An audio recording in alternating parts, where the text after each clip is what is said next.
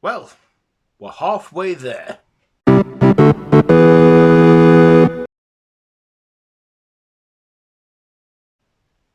Why, hello there, YouTube, and welcome to a top 10 video. So, we're halfway through the year, so I thought it'd be time to give you my top 10 favourite films of this year so far. So, from like January 1st to June 30th, I'll be considering all these releases, and this is my personal picks from all genres.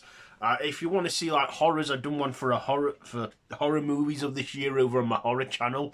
But this is my top 10 movies of this year so far.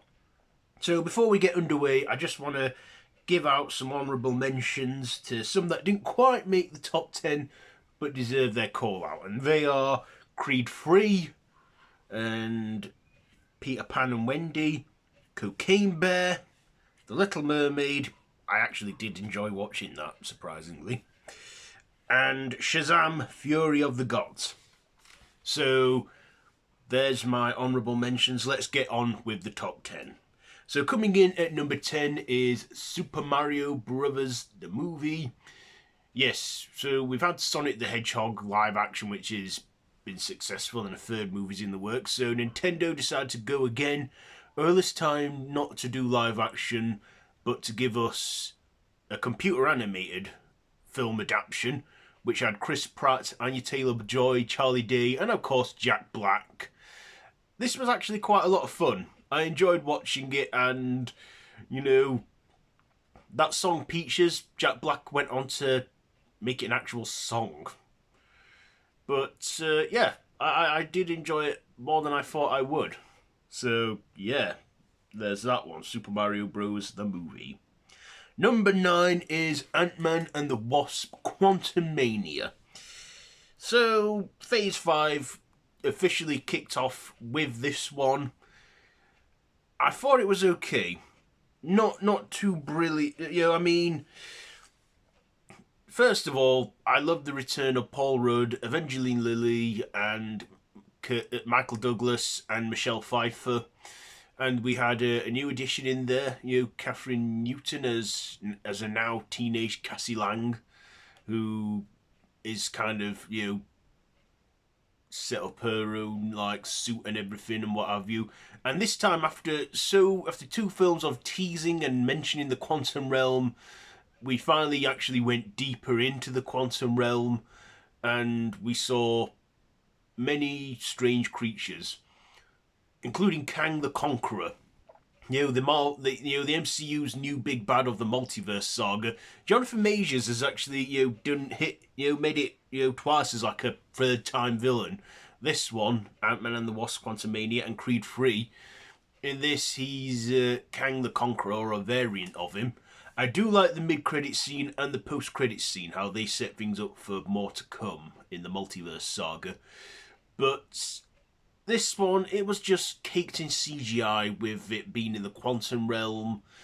And MODOK, how they presented him, I'm like, yeah.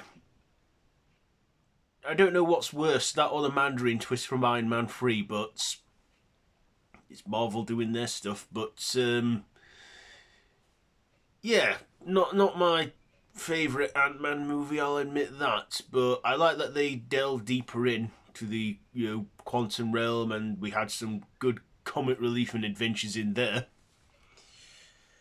So next, number 8 is The Flash. Yes, I actually enjoyed watching this one. Edris Miller, is that his name? Ezra Miller. Hasn't had a good reputation at the minute, but I thought he was okay as Barry Allen, the Flash, and he was funny in it.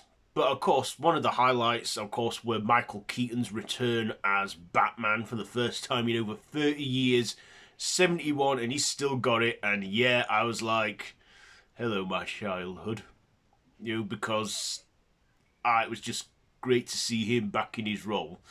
Then there was that big WTF moment at the end when it was like, what?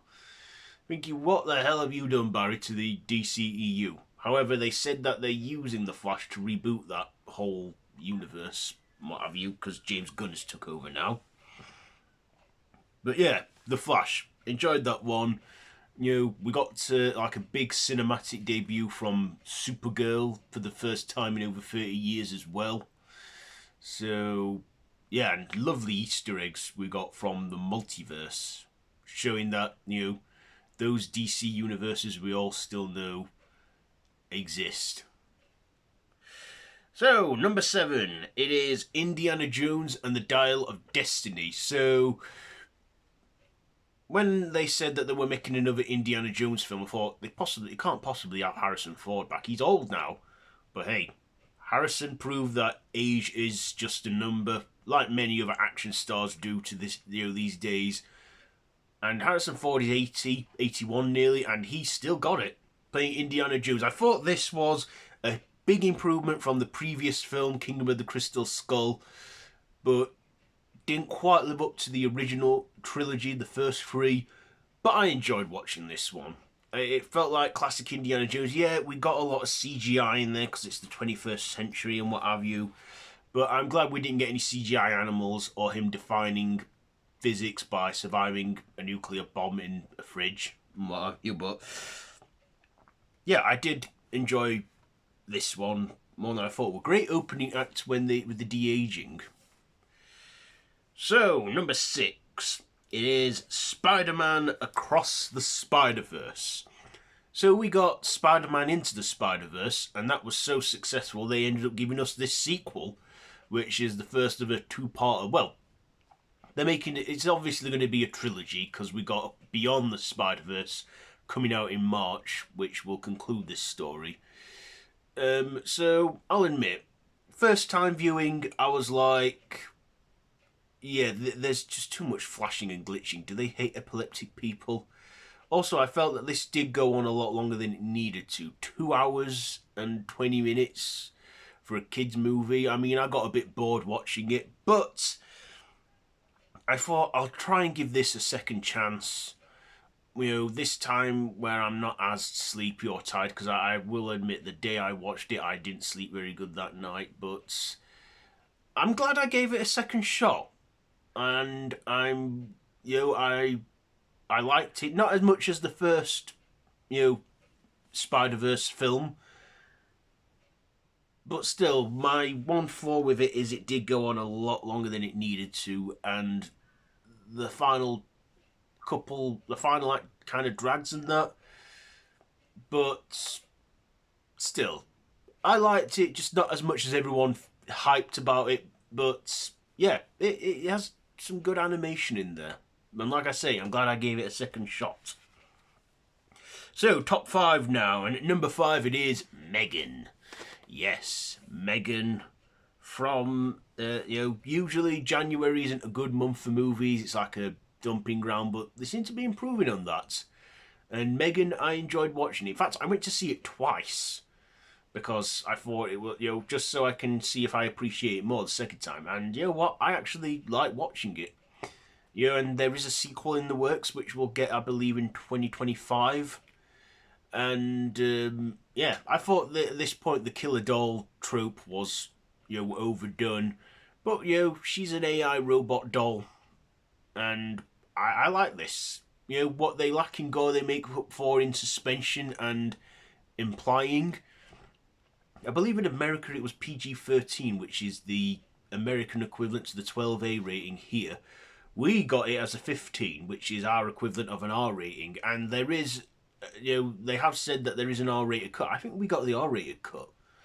I don't know why. Maybe us Brits can take the brutalness better or something. I don't know why, but like I say, it wasn't child-friendly from the one I saw. So, number 4, it is Scream 6. Yes, the Scream franchise is back in full swing. I thought that the 5th film, the requel as they call it, was an entertaining and enjoyable one. This too was a great one. I mean, we only got the return of Gale, you know, Courtney Cox, among Roger L. Jackson, who have been in it from the beginning. Roger L. Jackson voicing Ghostface. But I like that they took the series out of Woodsboro and into New York for the first time since the third movie when they were in Hollywood. Yeah, I enjoyed this one so much more than I thought I would, and I love the new gang, the Core Four, the Carpenter sisters and the Meeks twins. Yeah, and Scream 7, I believe, is been confirmed or what have you, and it's in the works. I think we'll get it either next year or in 2025. But yeah, I'm looking forward to a 7th Scream movie, as long as it's like a conclusion to like a trilogy of like Next Generation. So yeah. And I didn't think the Scream series could work without Wes Craven's direction, but you know what? They honour him, respect him and that. And you know what? I do enjoy it. Definitely Hitchcocked us with the opening as well, because Samara Weaving played a big part in that opening with the guy from the Spider-Man films, Flash. So number 3, it is John Wick Chapter 4. So after a year or so delay because of COVID, we finally got the 4th chapter in this series, and I mean, yeah, it ran for nearly 3 hours, but I managed to see it through, and Keanu Reeves giving us what looks like his final performance. I mean, they're doing a prequel show as well on this prequel TV show, which I've only seen one trailer of. I don't know when it's coming out. I believe it's going out on Apple Plus or something.